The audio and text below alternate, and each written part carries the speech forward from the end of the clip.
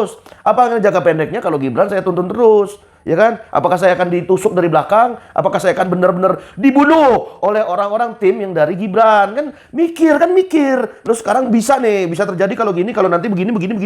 Berarti pupu papa yang notabene akunnya Gibran diduga kuat. Nah, bisa dijadiin alasan tuh supaya Gibran nggak dilantik. Bukan nggak dilantik, Gibran dilantik tapi dimakzulkan gitu. Kalau nggak dilantik nanti Prabowo juga nggak dilantik kan gitu. Cara mikirnya kan gitu. Koni Bakri sudah mengingatkan Prabowo cuma berkuasa 2 tahun. Tuh. Koni Bakri, nah nih, emak-emak nih ya. Udah pernah bilang kayak gitu. Terus apalagi yang didustakan? Siapa lagi yang mau dipercaya, ya kan? Ada Koni Bakri mengungkap bahwa Prabowo hanya akan menjabat sebagai presiden selama 2 tahun jika menang. Nah, hal ini kok bisa dibocorin sama candaan Kesang gitu kan? Nah, Koni Rahankundini Bakri menyebut bahwa skenario disampaikan oleh Ketua Tim Kampanye Nasional Prabowo Gibran, Roslan Nuslaini saat pertemuan mereka. Ketika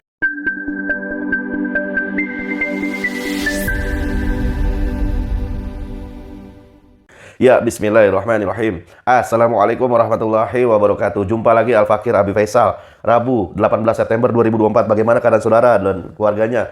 Semoga sehat, mulia, barokah. Amin. Allahumma amin. Masih panjang umur perubahan, panjang umur perjuangan.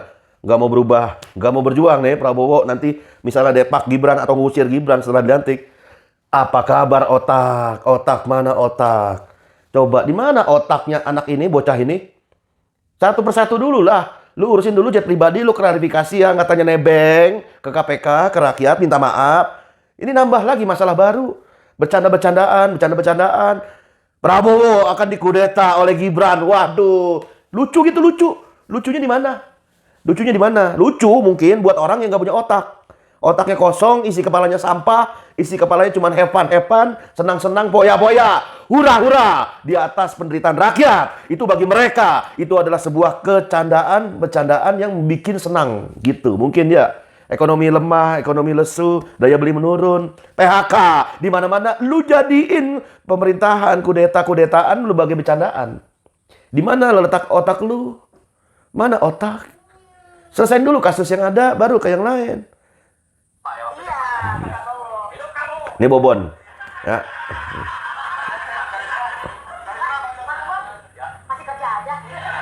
Ya.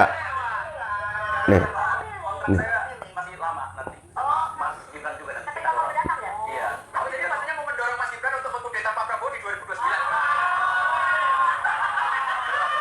Enggak, lucunya di mana gitu lucunya? Enggak, lucunya di mana gitu, lucunya di mana? Lucunya di mana? Kalau hal-hal kayak gini, hal-hal soal negara, soal urusan publik dianggap lucu. Berarti selama ini kita rakyat dianggapnya sebagai lucu-lucuan doang. Rakyat ini udah nggak dianggap kali ya, dianggap sampah kali ya. Nauzubillah min dzalik. Bagaimana menurut saudara? Komentar tuh di kolom komentar. Hal ini saudara, kenapa bisa sama? Kalau kita lihat kan cara berpikir ya kan. Kita lihat maklumat as-sabiqah. Kita lihat beberapa bulan sebelumnya. Itu pernah ada omongan mak-mak, nenek-nenek apa mak-mak, dah tahu dah. Koni Bakri pernah bilang, Prabowo hanya berkuasa selama 2 tahun jika menang. Nah selanjutnya Gibran jadi presiden gitu.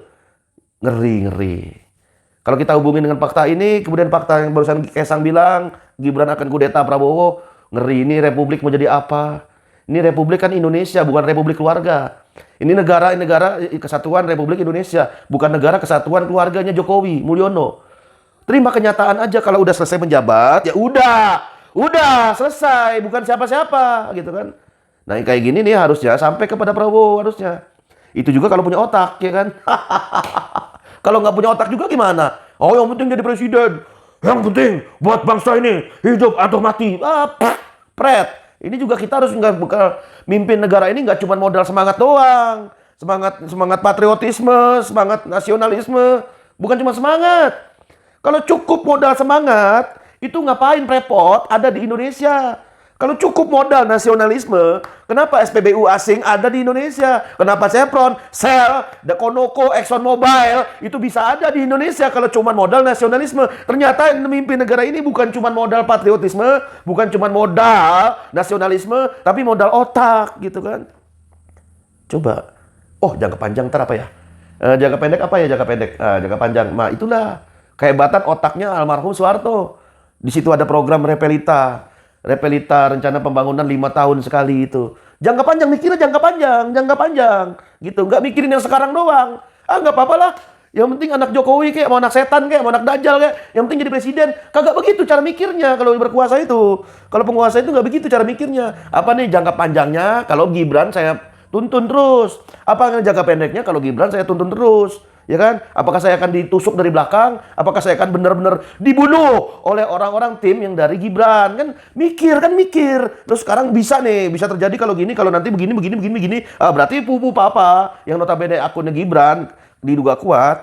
Nah, bisa dijadiin alasan tuh supaya Gibran nggak dilantik. Bukan nggak dilantik, Gibran dilantik tapi dimakzulkan gitu. Kalau nggak dilantik nanti Prabowo juga nggak dilantik kan gitu. Cara mikirnya kan gitu. Koni Bakri sudah mengingatkan Prabowo cuma berkuasa 2 tahun tuh. Koni Bakri, nah nih emak-emak nih ya, udah pernah bilang kayak gitu. Terus apalagi yang didustakan? Siapa lagi yang mau dipercaya ya kan? Ada Koni Bakri mengungkap bahwa Prabowo hanya akan menjabat sebagai presiden selama 2 tahun jika menang. Nah, hal ini kok bisa dibocorin sama candaan Kesang gitu kan? Nah, Koni Rahankundini Bakri menyebut bahwa skenario disampaikan oleh Ketua Tim Kampanye Nasional Prabowo Gibran, Roslan Nuslaini saat pertemuan mereka. Ketika ditanya tentang keberadaan pertanyaan mengenai Gibran yang akan menggantikan Prabowo sebagai presiden setelah 2 tahun, Koni tidak memberikan jawaban yang jelas, gitu saudara. Nah, pertemuan ini bersifat tertutup dan hanya 1 orang anggota Gerindra yang hadir. Nah, tidak perlu menyebutkan siapa, pokoknya jika meminta silakan biarkan publik yang menilai. Itu tanggal 11 Februari 2024, sekarang September 2024. Bagaimana menurut saudara? Ngeri nggak nasib bangsa ini ke depannya dipimpin oleh orang yang notabene kaum fufu fafa? Tapi tenang, kita nggak usah khawatir, masih ada harapan. Selama masih ada habaib dan ulama lurus yang istiqomah memperjuangkan amar ma'ruf nahi mungkar, tidak akan ada yang terjadi apapun kepada Indonesia. Toh buktinya, kita 65 sempat mau dikudeta oleh PKI. Gagal, ya kan?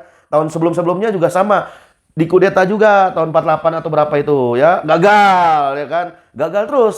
Jadi Allah Subhanahu wa taala memang sengaja ingin menciptakan Indonesia ini berkah, dijauhi dari makar-makarnya orang-orang kafir, orang-orang musyrik, dan memang ingin menunjukkan kepada dunia bahwa Indonesia negeri mayoritas muslim nggak akan mudah dikendalikan oleh barat, nggak akan mudah dikendalikan oleh timur komunis ya kan, karena masih ada ulama yang istiqomah memperjuangkan tegaknya syariat Islam secara kafah. Amin, Allahumma amin. Yang jelas dalam sejarah peradaban Islam, sosok karakter pemimpin itu bukan yang seperti Prabowo. Oh, dia mah tegas seperti Umar, kagak. Bukan seperti Prabowo, bukan seperti Jokowi. Oh, dia mah seperti Usman bin Affan, kagak. Bukan semata itu sosok, tapi sistem gitu kan. Dalam sejarah Islam terdapat banyak pemimpin yang telah memberikan kontribusi besar bagi perkembangan peradaban Islam. Pemimpin itu memiliki karakter-karakter, pemimpinnya punya cara ciri khas yang beda-beda. Namun mereka memiliki satu kesamaan. Dari zaman Khalifah Abu Bakar As-Siddiq radhiyallahu anhu sampai yang terakhir Khalifah Sultan Abdul Hamid, Sultan Abdul Majid yang kedua yang dibubarkan oleh Mustafa Kemal. Mereka dari Khalifah Abu Bakar sampai yang terakhir Abdul Majid 1924 itu punya satu kesamaan. Satu kesamaannya mereka li ila kalimatillah, menjunjung tinggi nilai Islam, menerapkan syariat Islam, memperjuangkan syariat Islam di dalam negara. Islam mengatur negara. Nah, itu kesamaan. Islam mengatur negara dari tahun 632 Masehi sampai 1924 Masehi. Islam mengatur negara sepanjang masa peradaban itu. Siapapun sosoknya, Islam yang mengatur negara. Sejak 1924 runtuhnya khilafah, baru negara ngatur-ngatur Islam. Terbukti Mustafa Kemal itu ngatur-ngatur Islam, ngatur-ngatur jilbab, ngatur-ngatur azan. Mirip Mustafa Kemal, bibit-bibitnya ada di Indonesia oleh Wahyudi itu. Yudian Wahyudi, jilbab dilarang, mirip Mustafa Kemal, jilbab dilarang. Azan dilarang ya kan, saat ada misa paus, mirip Mustafa Kemal. Azan dilarang, nggak boleh pakai bahasa Arab, pakainya bahasa Turki, mirip. Nah, itu karena negara ngatur Islam.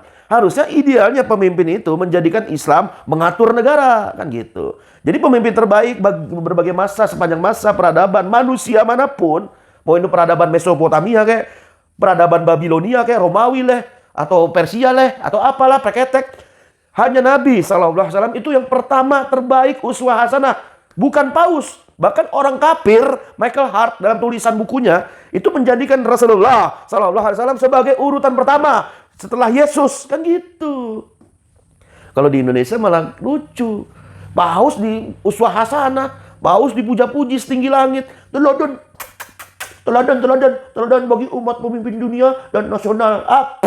Pret, orang kafir aja, orang kafir. Michael Hart itu nulis buku, dia bilang begitu. Nabi SAW adalah tokoh paling berpengaruh sepanjang masa, nomor 1, kan gitu. Nah, kemudian apa relevansinya dengan Gibran, dengan Prabowo? Ini karena momentumnya Maulid Nabi SAW. Tentulah karakter pemimpin umat Islam itu bukan Prabowo, bukan Gibran, bukan siapapun. Bukan siapapun. Demi Allah, pemimpin model-model kayak gitu, seujung kukunya khalifah juga nggak ada. Pemimpin model Jokowi gitu, seujung kukunya khalifah juga nggak ada. Karena khalifah jelas riayah sunil ummah, kekuasaan di tangan umat, dan khalifah atau pemimpin mengurus urusan rakyat. Kalau sekarang siapa yang diurus? Cukong yang diurus, kapitalis diurus, Taipan, Bandar, Bohir diurus, sampai pajak-pajaknya mereka yang ngemplang pajak, yang nunggak pajak aja itu dikasih ampunan coba. Kayak gitu disebut Umar bin Khattab, Prabowo Umar bin Khattab kayak gitu. Na'udzubillah min dzalik. Itu Nabi SAW, tipe karakter sosok ya kan, yang notabene uswah hasanah. Bukan Gibran, bukan Prabowo, bukan siapapun, bukan Jokowi, bukan siapapun, bukan. Kemudian ada Khulafaur Rasyidin. Khulafaur Rasyidin adalah 4 sahabat Nabi SAW yang memimpin umat Islam setelah wafat Nabi.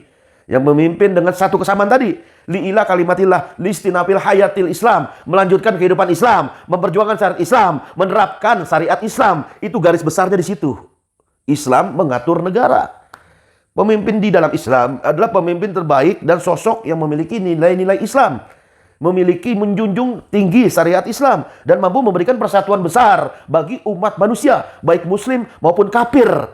Nah, sekarang pertanyaannya, kalau Prabowo dilantik, Gibran dilantik, ya kan? Apakah saudara rela punya presiden nanti kalau dibunuh dan kemudian yang naik adalah Gibran jadi presiden? Apakah saudara rela dipimpin oleh presiden yang pelongo-pelongo lagi, jilid 2, yang suka baca komik, yang ada akun Fufu Fafa, ternyata otaknya kotor, ya kan? Diduga kuat Fufu Fafa, tapi hari ini masih jadi ini juga ya, bantah-bantahan, ya. Ngeri juga. Wassalamualaikum warahmatullahi wabarakatuh.